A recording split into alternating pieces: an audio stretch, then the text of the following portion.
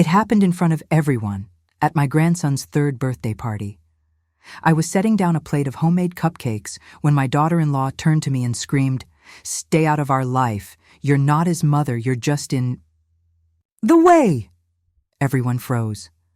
My son stared at his shoes. I didn't flinch. I just placed the wrapped gift, an embroidered quilt I'd spent 3 months making, gently on the table, turned around, and walked out. She didn't know I still held the deed, or what had already been mailed. You don't raise a child just to be erased by their spouse. Before we continue, I'd love to know, where are you watching from today?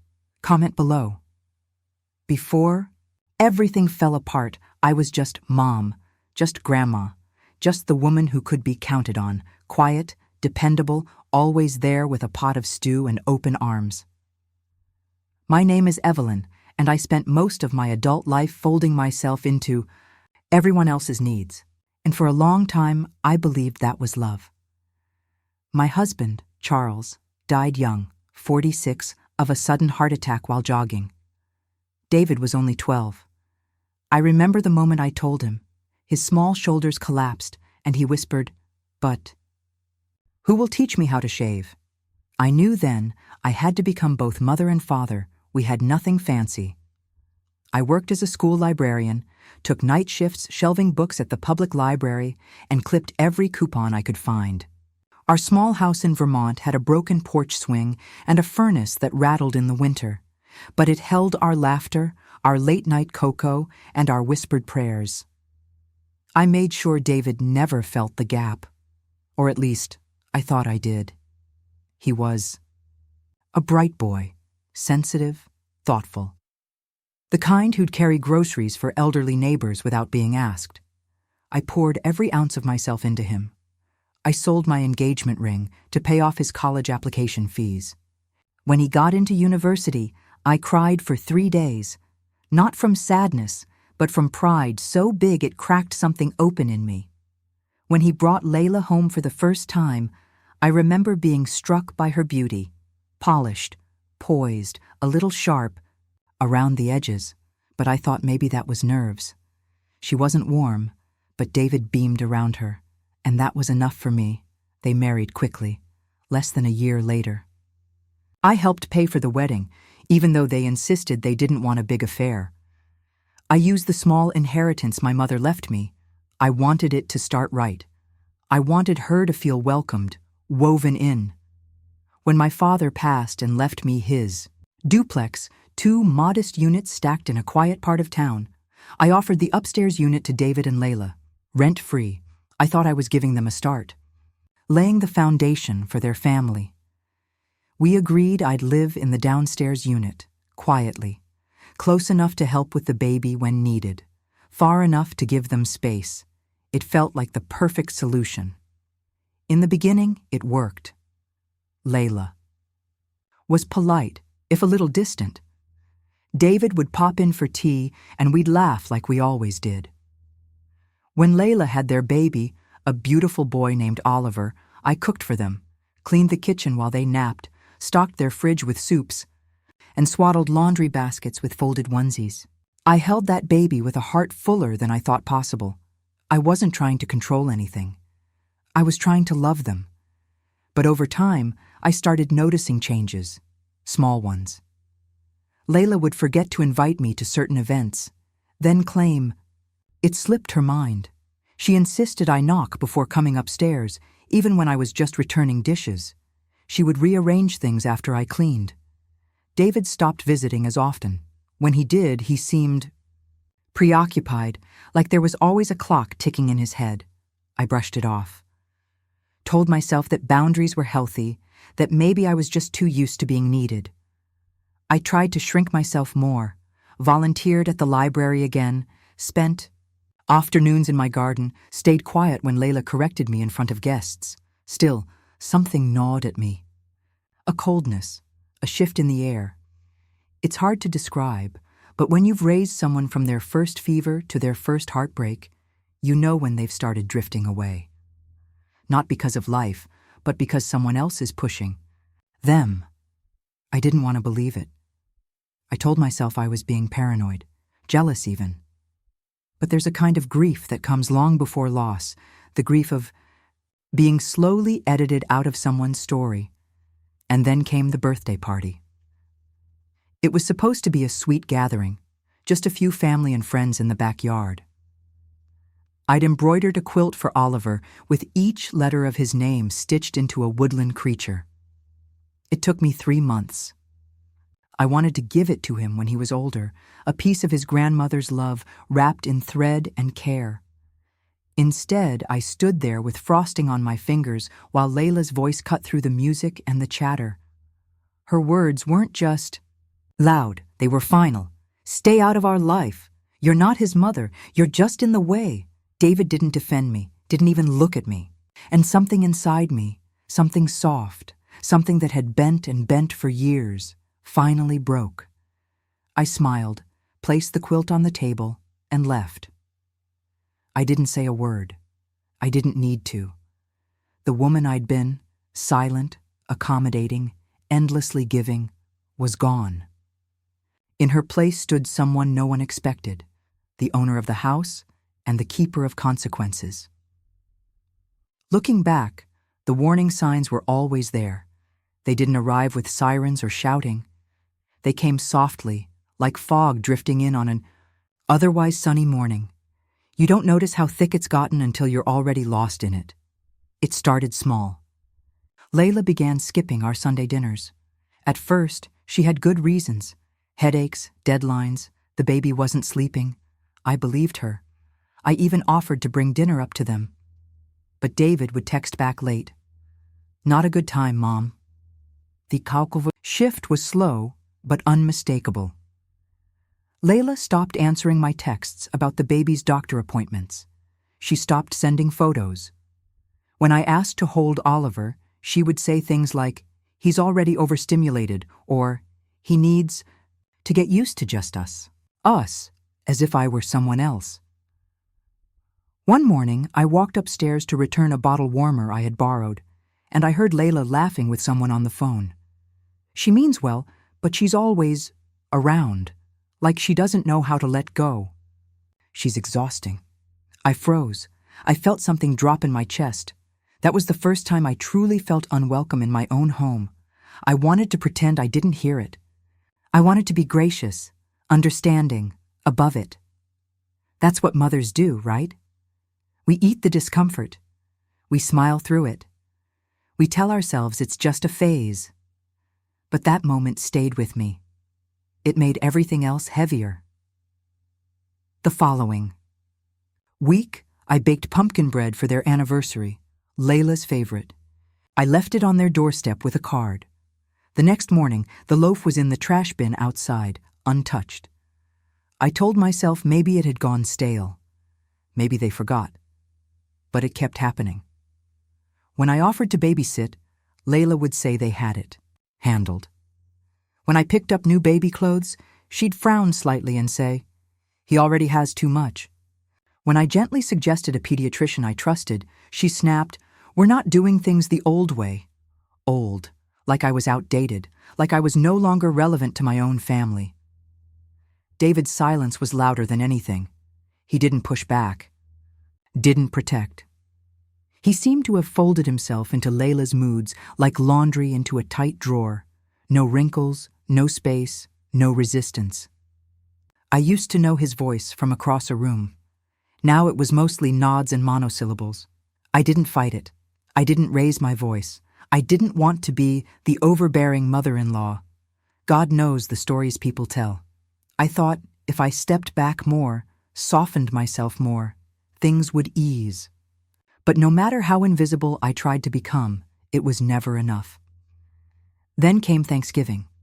I spent 2 days preparing the meal: turkey, sweet potato casserole, green beans with almonds, my late husband's favorite stuffing recipe. I polished the silverware, set out cloth napkins. I was so sure they'd come. David had said, "We'll see what the baby's nap schedule is." That day, I waited and waited.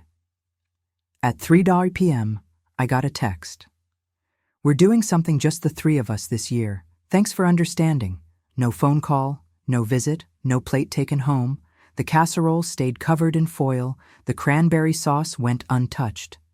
I sat alone, looking at 2 empty chairs, listening to the clock tick. That was the night I first took the deed out of my drawer and stared at it like a stranger. My name. 1 line. That's all it took. I had signed over everything emotionally. But legally, I had never relinquished it. Still, I didn't act. Not yet. 1 month later, Layla posted on Facebook, "Building our own traditions. Just us 3 breaking cycles, creating peace." That caption felt like a dagger dressed as poetry. I didn't comment. I didn't confront. But something deep inside me began to realign, not out of vengeance, but out of recognition. I was not part of their family, not in the way I had hoped. I was tolerated when useful and dismissed when not. What they didn't know, what Layla never thought to ask, was that I never charged them rent because I wanted them to save for a future. I'd planned to gift them the house in my will. I imagined Oliver growing up in it, his little feet running through the same halls his father once did. I wanted to give them legacy, roots. Instead, they treated it like an entitlement, like background. Noise, even worse, they treated me that way. I started keeping records, utility bills I paid, maintenance logs, text messages, everything. Not to build a case, but to build clarity. For myself. To stop gaslighting my own pain. It became clear. To me, I had not raised a selfish son. I had raised a good boy who fell under the shadow of a woman who saw my love as a threat, and he let her. I wasn't losing my family. I was finally seeing the truth of what it had become. And the fog was starting to lift. The day of Oliver's birthday party arrived with clear skies and a pit in my stomach. I had spent the night before wrapping his quilt in soft tissue paper, tying it with a yellow ribbon. I hadn't given up on them yet, not fully. I told myself that maybe this party would thaw something, that maybe a smile from Oliver would remind them who I was. The backyard was strung with paper lanterns and pastel streamers. A bouncy castle sat inflated near the fence, and folding tables were covered in sugar-dusted cupcakes and color-coded plates. Layla had outdone herself. It looked like a catalog spread. Perfect, curated, detached. I walked in with my gift and a Tupperware of lemon bars. I smiled at Layla. She gave me a thin nod. "Table's over there," she said, not looking up from her phone. David was near the grill, flipping burgers and chatting with another dad from their friend group. When I waved, he smiled, small, tight, but didn't come over. There was no, "Hi, Mom," no, "Thanks for coming." I stood at the edge of the party, holding my lemon bars like a door-to-door saleswoman who no one had invited. I found Oliver, playing near the sandbox. He was laughing, his tiny fingers covered in frosting. I crouched beside him. "Happy birthday, sweetheart," I said, touching his shoulder. He looked up and beamed. "Grandma." Before I could hug him, Layla's voice sliced through the air. "Oliver, come here, baby. Grandma doesn't need to be in your face right now." Heads turned. I stood up slowly. "It's okay, Layla. I was just saying hi." She walked over with a smile that never touched her eyes. "I just think it's important we respect boundaries, you know? He gets overwhelmed." The other parents were silent. Someone coughed. A woman with a toddler took a step back, gently pulling her child away as if the air had become electric. I nodded. "Of course." I placed the quilt on the gift table, still wrapped, and turned to find a quiet chair near the fence, but the silence didn't last. Half an hour later, after the cake was cut and the candles blown out, Layla raised her glass of lemonade and tapped a spoon against it. "I just want to say thank you to everyone who's come to celebrate Oliver," she said. "Family means so much to us, real family, people who support our choices and respect our space." Then she turned and looked directly at me. "And for those who still don't get that, let me be clear, stay out of our life. You're not his. Mother, you're just in the way. The plastic cup I was holding cracked in my hand. A hush fell over the group. One of the other moms gasped quietly. David said nothing. He looked down at his paper plate like it held all the answers to the universe. I stood, slowly. My heartbeat was steady. My hands didn't shake. I walked to the gift table and placed my fingers gently on the quilt. I didn't say a word. I just straightened the ribbon. Then I turned, nodded to no one in particular, and walked out. I don't remember the walk down the driveway. I only remember the feeling of sunlight on my back and how my shoes crunched slightly against the gravel. I didn't cry. Not then. At home, I made myself tea. Rooibos, Charles's favorite. I sat at the kitchen table and looked at the deed again. Still there, still signed, still mine. That night, I opened the folder I'd kept locked in the filing cabinet for 3 years. Inside were the documents David had signed when we moved them into the duplex. Permission to reside, no rental agreement, my sole ownership retained. I remembered thinking at the time, just in case. Not because I didn't trust him, but because life is long and people change. I added new pages to that folder, records of money I had transferred to David's account during their financial slump, receipts for baby gear, text message screenshots of offers I'd made, kind words turned down. I called my lawyer first thing Monday morning.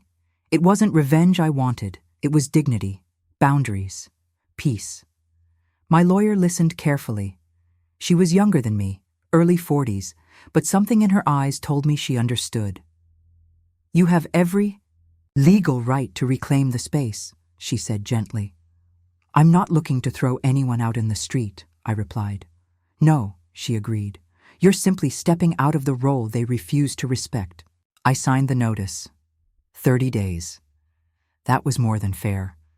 I took the envelope home and placed it beside the front door. I didn't sleep much that night. Not from guilt, but from the strange sensation of shedding skin you didn't know you'd outgrown. When I sealed the envelope and dropped it into the mailbox the next morning, I felt lighter. Not happier, but clearer. 3 days later, Layla would receive the notice. But on that night, in the quiet of my kitchen, something else arrived. First, self-respect. They humiliated me in front of a crowd. I answered with a signature, and silence sharper than any scream. The night after I mailed the notice, I didn't turn on the TV. I didn't call a friend. I sat alone at the dining table, lights low, tracing my fingers over the wood grain that Charles had sanded himself back in 1983. I poured a single glass of red wine and let the silence stretch. That's when the memories came, clearer than anything I could have summoned on purpose. David had just graduated from college, a lanky young man with sunburned cheeks and borrowed confidence.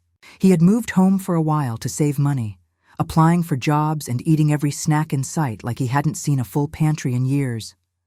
One night, he sat across from me at this very table, fingers fidgeting with the hem of his t-shirt. Mom, I need a favor, he said. He needed help buying a home. Layla's parents wouldn't co-sign. They wanted them to rent first, build their independence.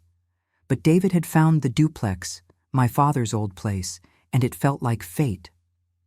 Remember his words exactly. You always said home is where love lives. I want to raise my family here like you did. I said yes. Of course I did. I didn't hesitate. What he didn't know was that my father, cautious as he'd been in life, had left the property in my name with a clear clause. No sale, no shared ownership, unless I chose to change it. I never did. Part of me worried about what the future might hold. Part of me just never got around to it. But I told David he could live there, upstairs, rent-free. I wanted to give him a head start I never had. I'd live downstairs, quiet as a whisper. And at first, it was golden. When Layla gave birth to Oliver, I was the first to hold him after the nurses. I remember the way her eyes looked, swollen, scared. I brought her herbal pads, bone broth, tucked her in with extra pillows. I ran warm baths while she sobbed in the hallway, ashamed of how hard it all was. "No one tells you it feels like drowning," she whispered one night while I rocked Oliver. I just nodded and said, "You're doing beautifully." And I meant it. I kept their fridge stocked, snuck in casseroles when they refused help. I even used my savings to pay for a night nurse for 2 weeks after Layla collapsed from exhaustion. I said it was a gift, even though it was half my emergency fund. They never said thank you, but I didn't do it for that. I did it because I believed that being family means stepping in before you're asked. But somewhere along the way, I stopped being family. I became the background, the burden, the problem, and still, I kept giving. I remember the weekend David and Layla went to Maine for their anniversary. I offered to watch Oliver so they could rest. I spent those 3 days reading to him, singing to him, rocking him to sleep. On the last night, he reached out in his sleep and whispered, "Mama." I sat there for 10 minutes, not breathing, afraid to break the moment. When they returned, Layla barely said hello. She picked him up and said, "Looks like he's all wound up again." As if joy were a defect. That was the first time I felt afraid, not for myself, but for him. On the night after the party, I let those memories wash over me. I didn't fight them. I let myself feel it all. The gratitude I never received, the kindness mistaken for intrusion, the quiet erasure of my presence. I opened the cabinet and found the baby monitor I'd bought and never used, the crayon drawings David once made for me, a list of Oliver's allergies I kept taped inside my pantry door like scripture. I wasn't trying to be obsessive. I was trying to be useful, but to them, I was obsolete. I finally broke when I picked up the quilt, one identical to the one I gave Oliver at his party. It was the very first quilt I ever made, stitched during my recovery from pneumonia when my hand still trembled. I made it for David. Each patch told a story: the old swing set, his favorite books, the lighthouse from our Cape Cod trip, and now it sat folded, untouched, in my linen closet. Preserved like a relic from a past that no longer fit into the present. I held it to my chest and sobbed, not from anger, from grief, from the slow, grinding erosion of love that gave and gave until it had nowhere left to go. I thought of Charles. How, he once said, the hardest part of love is learning when to let go without bitterness. I hadn't let go. I had been pushed, and still, all I wanted was peace, not retaliation. Just room to exist without walking on eggshells in the house I owned. The pain came in waves that night, sharp and cleansing. And when it passed, I folded the quilt again, slowly, and whispered to no one. You did everything you could. And for the first time in months, I believed it. Have you ever stayed silent to keep the peace, only to realize your silence made things worse? Tell me in the comments. Grief made me cry that night, but clarity stood beside me, and she wasn't going anywhere. The morning after the breakdown, I woke up with puffy eyes and an unfamiliar stillness inside me. Not emptiness, just space, like a room that had finally been cleared of clutter. The sky outside was gray. Mist rolled gently across the yard. I brewed a pot of strong black tea and opened the windows, letting in the bite of late autumn air. It felt good, like a reset, a cold splash of truth. I laid out the legal notice on the table again, 30 days to vacate. No ambiguity, just a quiet, factual boundary. I had followed all the rules. The duplex belonged to me. There was no lease, no payments, no signed agreements that protected them. For 3 years, I had offered sanctuary. Now I was asking for distance. I met with my lawyer that afternoon. Her name was Corinne, sharp, kind-eyed, and brisk in a comforting way. She reviewed the notice again before printing the final version. They'll likely be shocked, she said. I know, I replied, but I'm not doing this to shock them. I'm doing it because I've finally accepted I'm not part of their family anymore, not the way they define it. Corinne paused, then offered a quiet nod. This is a healthy boundary. You're not throwing them out. You're asking for respect. She handed me the envelope. It felt heavier than it looked. I drove to the post office myself. No assistants, no messengers. I stood in line behind a teenager mailing a care package, and an older man holding a stack of birthday cards. When it was my turn, I slid the envelope across the counter with calm hands.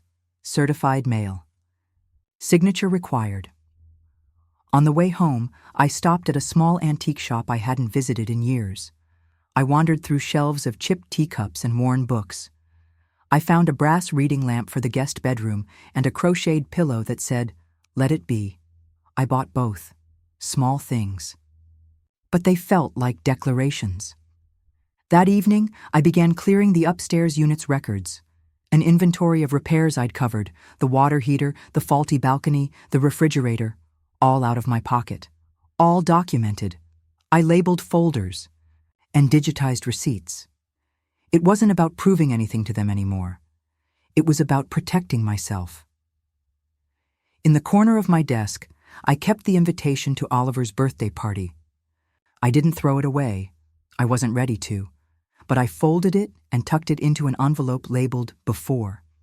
Then I opened a new one. After. Inside went a sketch pad I had bought years ago and never used. On the first page, I wrote, "This is not about revenge. This is about return to myself." I didn't cry that night. I didn't feel angry or righteous. I felt resolved. Over the next 3 days, I returned to old routines. I started walking again early in the mornings when the fog clung to the hedges like lace. I replanted my front garden with winter vegetables, beets, kale, and onions. I baked a sourdough loaf for the first time in months, just for myself. The notice arrived at their mailbox on a Thursday. I heard the shuffle of the postman around 11 a.m. Then silence. Then, at 2:04 p.m., my phone rang. David's name lit up the screen. I didn't answer, not out of pettiness, but because I wasn't ready. Not yet. He didn't leave a voicemail, just hung up. An hour later, a message came through. Short. "Why are you doing this?" I didn't reply. Another followed. "Layla's freaking out. Call me." Still, I stayed quiet. I walked to the back porch, poured myself a glass of lemonade, and sat in the rocking chair I hadn't used since before Oliver was born. The wind rustled through the trees like whispers I didn't need to hear. I didn't need to respond.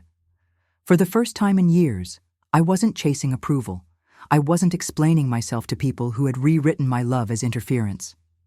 The next morning, Corinne confirmed receipt of the notice. 30 days. Clock ticking. That. Saturday, I met with a contractor to discuss light renovations in the upstairs unit. Fresh paint, new kitchen tiles, a deep clean.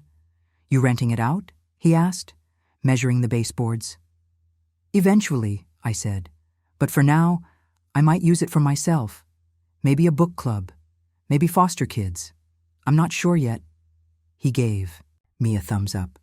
"Good bones in this place," I smiled. "There always have been." For the first time in a long while, I wasn't reacting. I was choosing.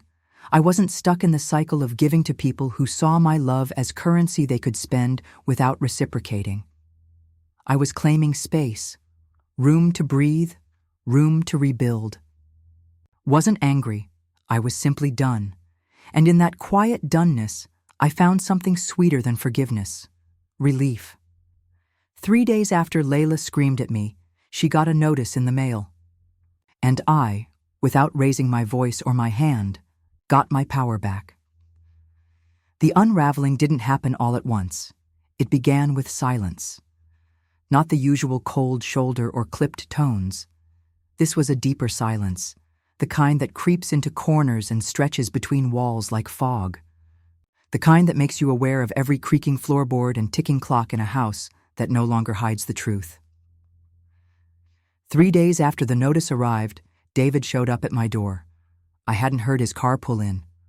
I opened the door to find him standing there in the same hoodie he wore in college, hair unkempt, dark circles under his eyes. He was holding Oliver, half asleep, drooling on his shoulder. His other hand was clenched tightly around his phone. "Mom," he said. What is this?" I stepped aside, motioned for him to come in. "You got the letter." His voice cracked. "You're evicting us?" I looked at him gently. "I'm reclaiming my space. There's a difference." He sat on the couch, adjusting the baby carefully. "Why now? Why like this?" I poured him a glass of water, set it on the table. "Because I was erased, over and over, and because silence only protected the people hurting me." He didn't answer. He just looked down at Oliver. The baby stirred, made a soft noise, and went back to sleep. I waited. Finally, David whispered, "Layla's losing it." I said nothing. "She's saying you've always hated her, that you were just waiting for a chance to humiliate her." I shook my head slowly. "I never hated her. I tried. God knows I tried. But she made it clear I was a problem to be managed, not a person to be loved." David leaned back and closed his eyes. I didn't know. And for the first time in months, I let the truth rise without softening it. "Yes, you did," I said. His eyes opened. "You may not have said it out loud, but you knew. You knew when you ignored my messages, when you let her mock the gifts I made, when you let her speak for you, even when it was my name being dragged." He blinked hard. "I thought I was keeping the peace."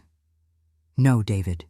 You were just letting her set the rules." He stood up abruptly. "I have a kid, a family. What do you expect me to do?" I looked him dead in the eye. "To grow up and choose better than what you've become." He didn't yell. He didn't argue. He just stood there, holding his child, quiet. "I should go," he said. I nodded. He walked out without looking back. That night, I received a string of texts from Layla. "This is petty and cruel. You're destroying your own family. Don't expect to see Oliver again. You'll die alone, and it'll be your fault." I didn't respond. Instead, I muted her number and went to bed early. The next morning, the whispers started. My neighbor Linda texted, asking if everything was okay.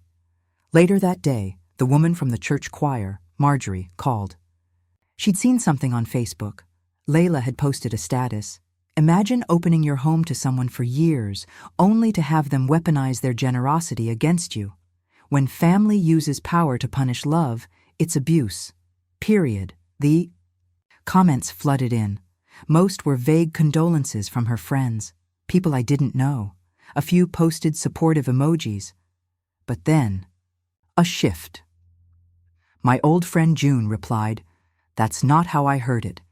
Evelyn has done nothing but love you both." Others chimed in, gently but firmly.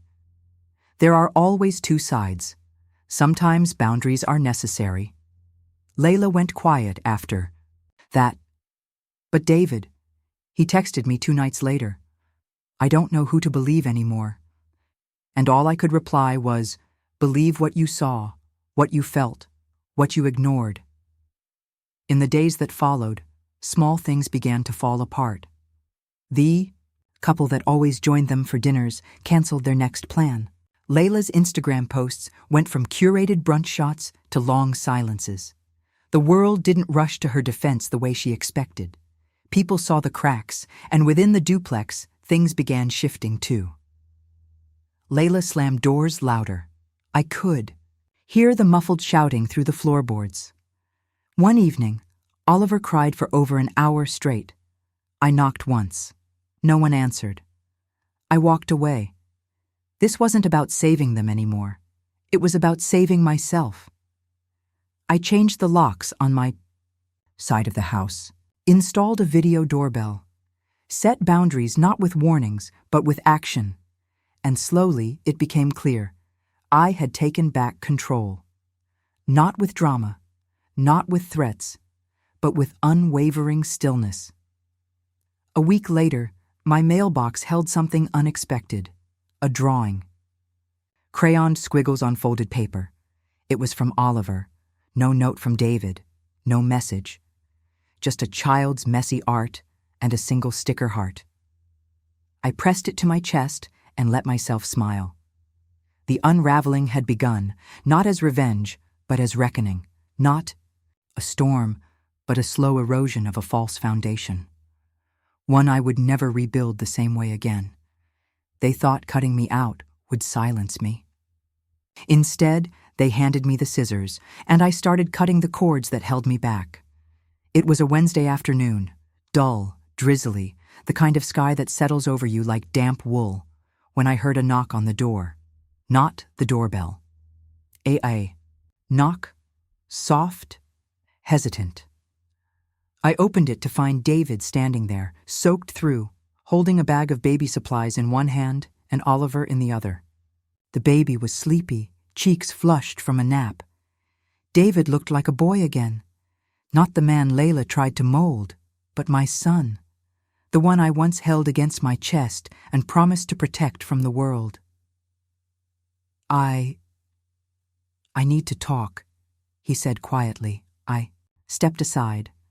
No words, just space. He settled Oliver on the couch with a bottle, his hands trembling slightly as he handed me a pack of wipes that had fallen loose. He's teething, he muttered. It's been rough.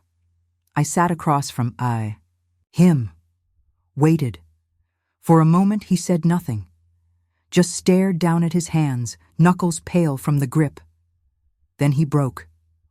I messed up, Mom. His voice cracked, and the tears followed, not dramatic sobs, but the quiet, soul-heavy kind that come from carrying something alone for too long. I let her treat you like nothing, he said, and I let myself believe that was normal, that if I kept my head down, it would get better. But it didn't. I didn't interrupt. I let him empty what he had buried. She says you're trying to ruin us, that you're punishing us for having boundaries. But this isn't about punishment. Is it? I shook my head. No, it's about consequences, for choices, for silences, for watching someone you love be dismantled piece by piece and saying nothing.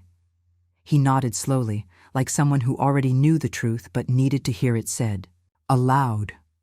I think, he swallowed hard, I think I'm scared of her. That landed heavier than anything else. Emotionally? I asked softly. He nodded. I reached out and took his hand, not as an invitation to fix it, but as a reminder. He hadn't lost me completely. Not yet. You're a father now, I said, and Oliver will learn what love looks like from watching you. Not from what you say, but from how you stand up or how you stay small. David wiped his eyes, looked toward the window.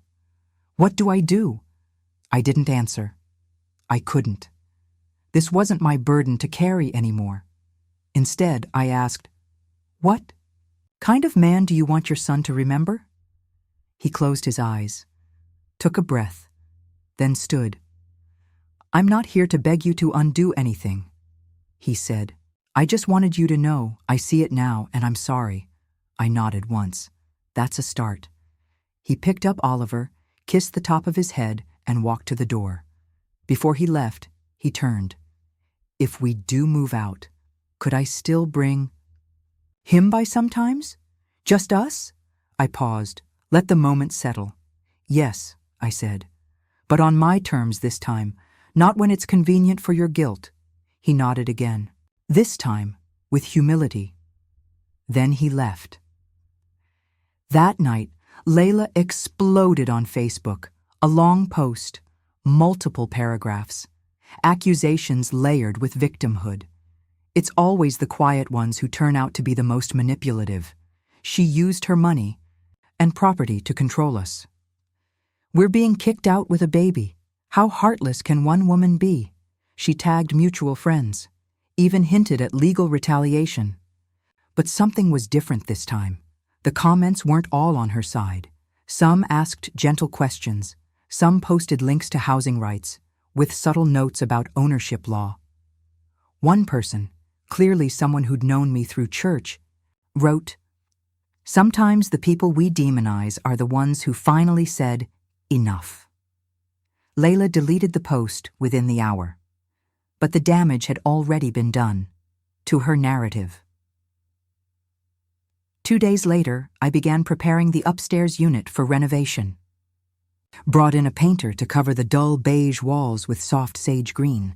I scrubbed every corner, replaced the curtain rods, bought a new light fixture that looked like a dandelion frozen mid-blow. It wasn't just about reclaiming the space. It was about redesigning the part of myself I'd let be flattened. I ordered a wooden sign for the front door. "This home honors kindness, not control." When the contractor asked if I was preparing for new tenants, I smiled. Not sure yet. Maybe a women's writing group. Maybe I'll host tea readings. I'm thinking of calling it The Upstairs, like an idea, a place to rise. He grinned. "Sounds like you've got plans." I did. Not revenge, not punishment, just healing. One evening, as I was boxing up the last of the abandoned toys, I found a pacifier with Oliver's name etched faintly on the back. I held it for a long moment before tucking it into a small memory chest. Because no matter what happened between us, I'd always love him, but this time I'd love myself more. When my son walked through that door, he didn't find a bitter woman. He found a mother who finally chose herself. And that choice changed everything. They moved out on a Monday.